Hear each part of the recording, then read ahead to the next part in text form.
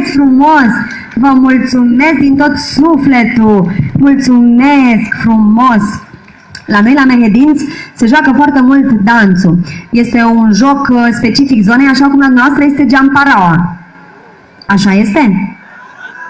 Dar spuneți-mi, sunteți așa uimiți de cât de înaltă sunt eu? Iarăși râdeți. Da, pentru că vă văd așa, că stați așa un pic tăcuți, un pic reținuți, așa. Vreau să vă văd cu un picuț mai multă viață. O oră de mână știți să jucați. Eu nu plec de aici până nu joacă cineva. Musai să joace cineva. Oricine, nu prea văd că îmi bag luminile astea în ochi și am și îmbătrânit, recunosc.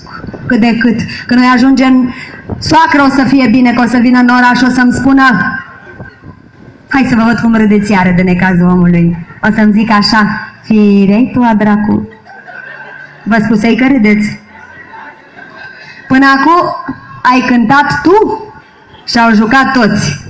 De acum cânt eu și joci tu. Da, dar eu știu să și joc. Abia o aștept.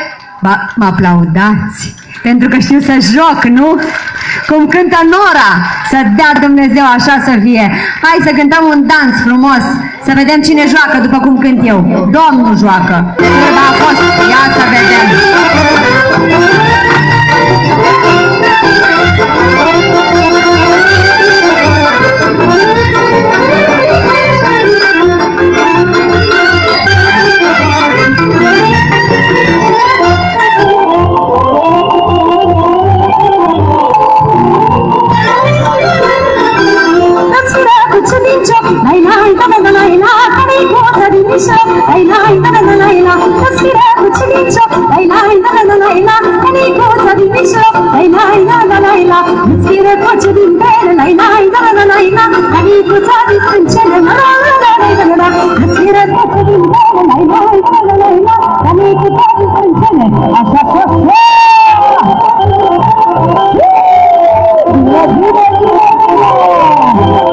Bravo!